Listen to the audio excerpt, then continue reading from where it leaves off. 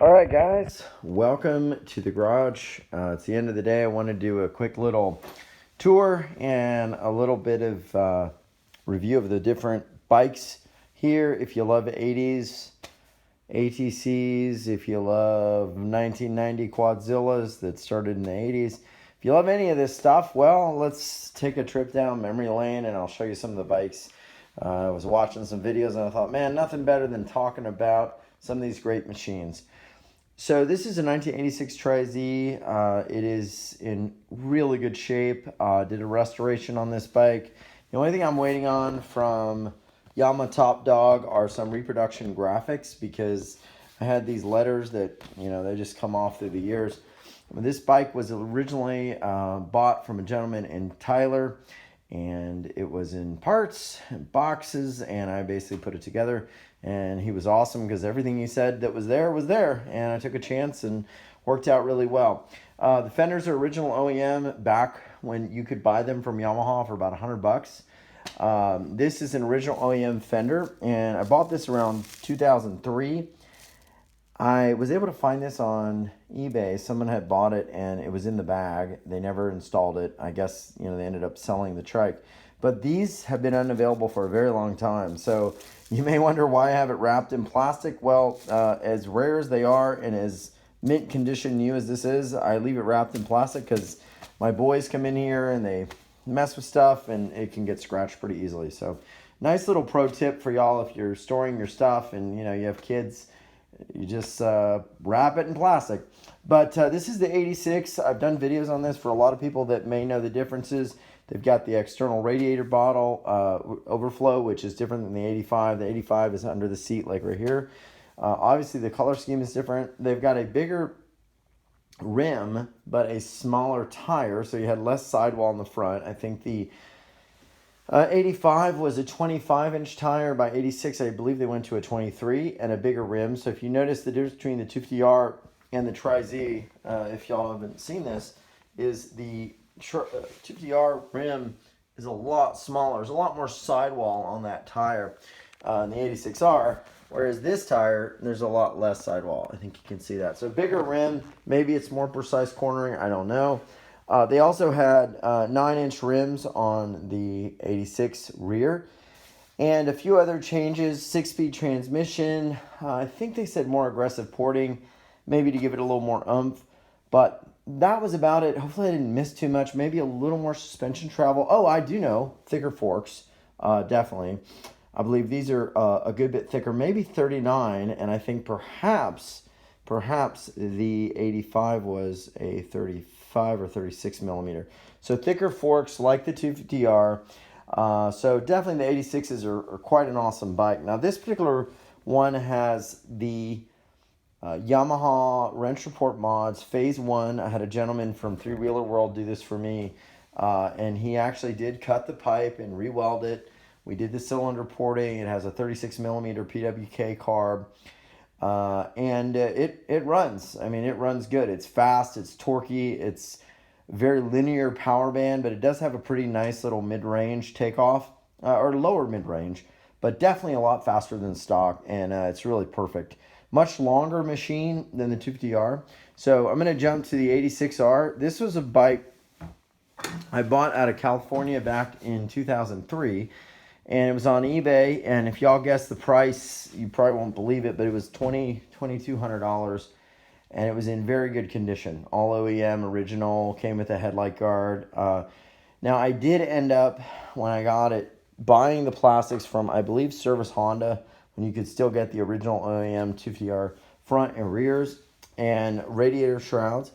And the seat is original. The bike's just really great shape.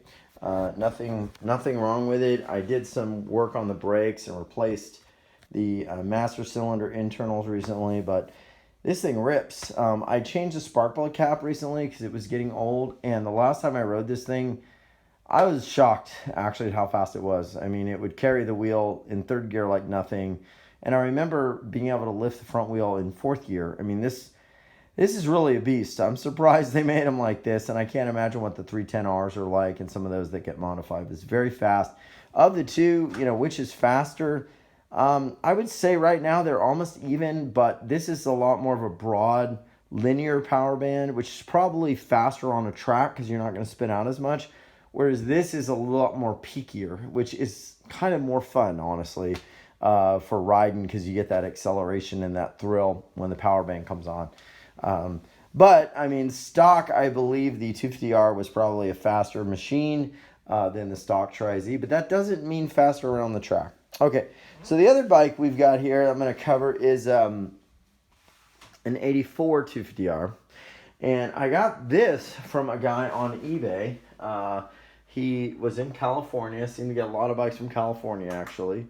And this bike had a buy it now option, and it didn't look like it was listed correctly. There was a space missing somewhere, so people really weren't looking at it. And he had it for like $900, and I just thought to myself, it was late at night, and I was like, I'm buying it. What is $900 going to buy today? So that was the deal. Now, it wasn't in as good condition. I mean, I ended up, taking the fenders off, wet sanding them, really to perfection. I mean, you can see the shine, and if you guys have never wet sanded, I really recommend, learn how to do that.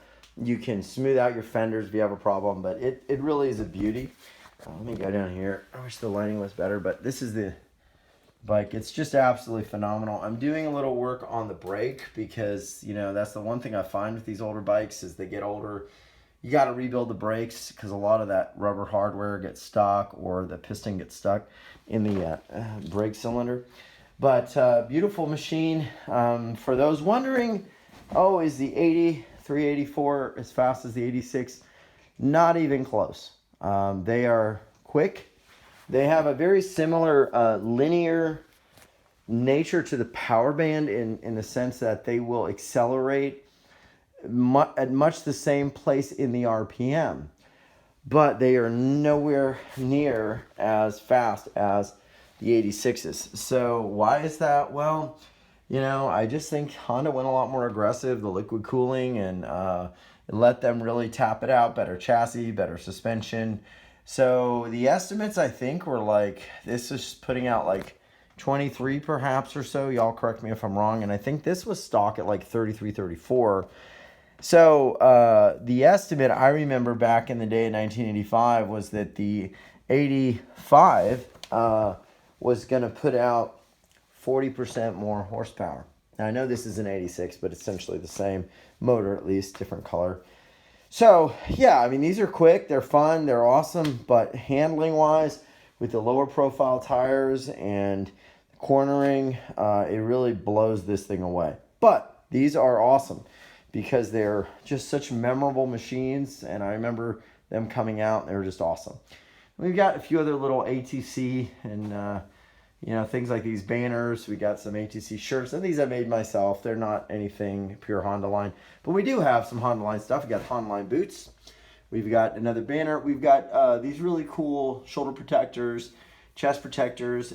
Tracy Dickinson, I believe, is the gentleman that owned these, and I do believe they are signed somewhere on there. And these are his pants, the blue ones, and then I have the red Honda pants, and then some of the other Honda line ATC stuff and the Honda jerseys. Not a lot, but some cool things. I also have in my garage, which I should show y'all, the boot gaiters from Honda, which are extremely rare. I don't have anybody riding with the Honda boot gaiters on, but they are simply awesome, and I have those. Now this is a 200X that I bought. Let me clean the lens here, sorry guys. Recently paid the most money I've ever paid for any of my bikes, but of course it is 2021. This 200X is just wow, man, it's just awesome. It's incredible. Literally pretty much, with the exception of a few scratches on the fenders that I'm going to work out. I mean, this thing is mint as I've ever seen. Very low hours, clean. I wish the lighting was better. No scratches anywhere. I mean, just so clean and so nice. It's amazing. So that's the 84 200X.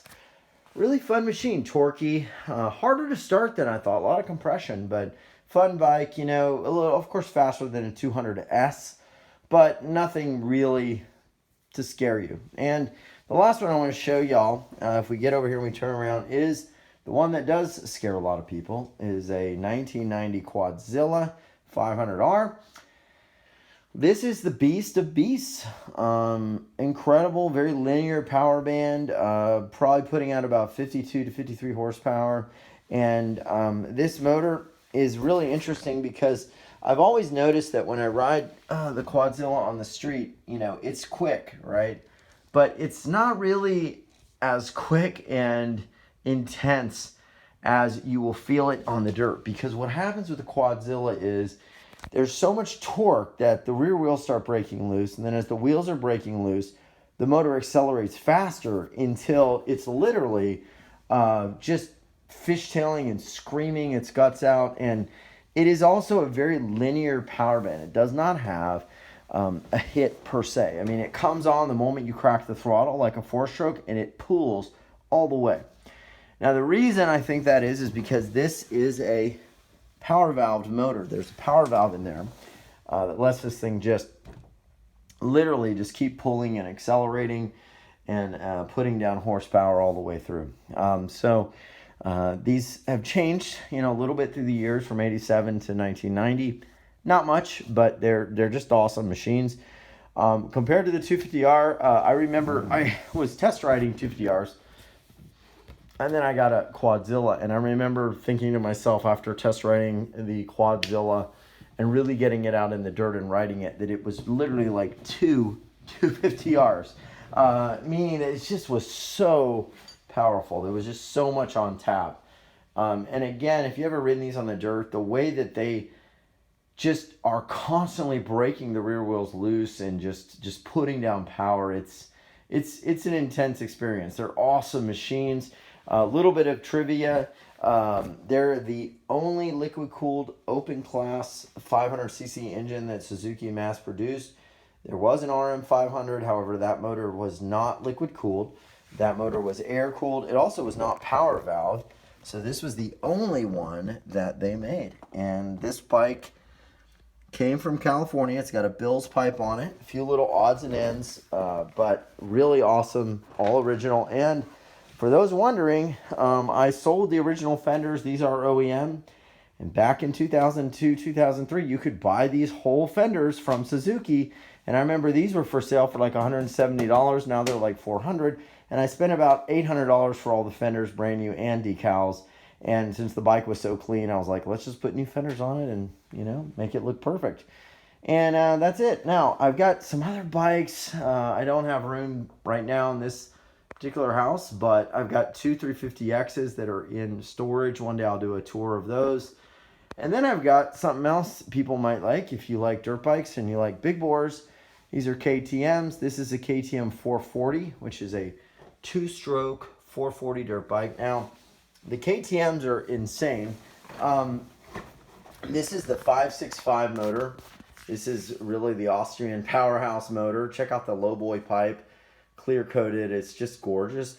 This motor is, of course, faster than all the other motors on these three-wheelers. It's really intense. It's about 59 horsepower. And, you know, if you compare it to the Quadzilla, Quadzilla's probably 52. It's 59 rated from KTM. And, of course, it's lighter and everything else. The 440, though, has a huge amount of hit and acceleration in the upper mid to top. So it's a very soft on the bottom and then just explodes into power through the top. And KTM's philosophy, from what I understand, was that it would be a little bit softer over ruts and things. So you'd have the feeling of more like a 250 on the bottom. But then once you got past the mid to upper mid range, you had a 500. And so their thinking was we make basically two bikes in one. A bike that you could ride like a 250, you know, from 0 to whatever, you know, let's say 5,000 RPM. But then from 5,000 to 10 or whatever, you had a full-on 500, and it made about 60 horsepower, which, if you know, most CR500s are probably around 58 horsepower or so, maybe 55. I don't have my numbers, but this was a 59 horsepower machine. And the 440 was made from 94 to 95. 2-year machine. They basically put a shorter stroke cylinder. It's an awesome machine. Now, you're not going to be able to see this too well, which sucks, but this is a KTM 550. And the 550 engine looks the same. This is basically a torquey machine. It's kind of like the Quadzilla and the Power Band. It doesn't have a hit, but it just pulls all the way from top to bottom like a maniac, and it's scary. And then the next bike is a KTM 500, which is about more like a 250R Power Band, right? It's got a hit. It's got plenty of acceleration, but now you're talking about a 65 horsepower stock machine. Okay, the 550 was 62 horsepower, the 440 59.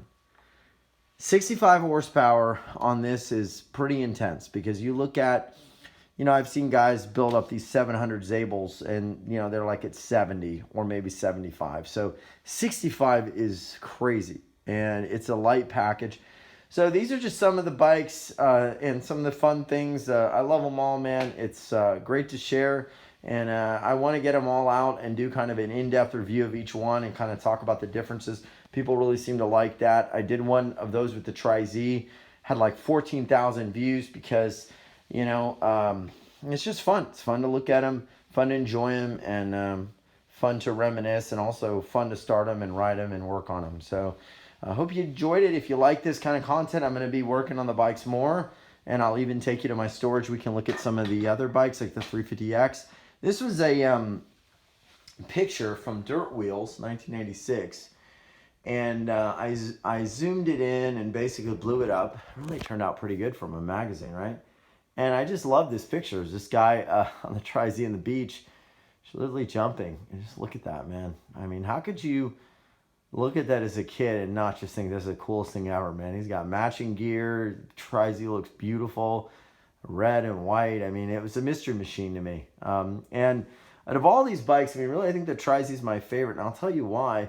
It's an interesting story, because I had found at an old Yamaha shop in Katy, Texas, this particular shroud. And I know it was this one because it's brand new. It doesn't have any scratches on it. And this shroud was sitting in an old parts bin where they were basically like selling stuff for 99 cents. And I think it was probably around the year 99 or something like that, or 98. And I thought to myself, what in the heck, man? I know this goes to something that, you know, I have a memory of. And sure enough, it went to a Tri Z. And I remember like going home and like finally it hit me on the way home. I was like, that's a Tri Z. So I bought it and I held on to it. I remember having it just kind of in the closet thinking, man, one day I'm going to have the bike that this is going to go to. But, you know, these were rare. You didn't see the red Tri Zs. And sure enough, one came up and I had to get it. So it's always been a special machine to me, and I really love it. So it's super cool. I'll show you real quick. This other picture is an old KTM blowout. And it's the 540, and it's all about the marketing for that particular bike, which was an overboard 500. I mean, you know, we probably all thought 500 cc's at some point was like the biggest two-stroke you could have, and then we realized, no, you know, they're 550 sidecars. So KTM ended up taking one of their sidecar engines, putting it in a dirt bike, which made it just a massively overboard 500, and that's one of the bikes that I really have always wanted to have and collect. I was fascinated by what that would be like to ride, what it would feel like, and I've ridden so many different configurations of them. You really can't get a bad one. They're just torquey, they're powerful, and they rock. So anyways, hope y'all enjoyed it. This is, I know you see I want to keep going. This is a OEM 92 KTM tank I bought from Europe. Never put gas on it. The 92 tanks were different configuration. They came down lower, so they're pretty rare. And this one has never had gas in it. It's probably say pretty expensive at this point if someone really wanted it. Oh, this is the tank for my 350X. It's here sitting, and you can see I've been just working on it here a little bit, but it's basically really good shape.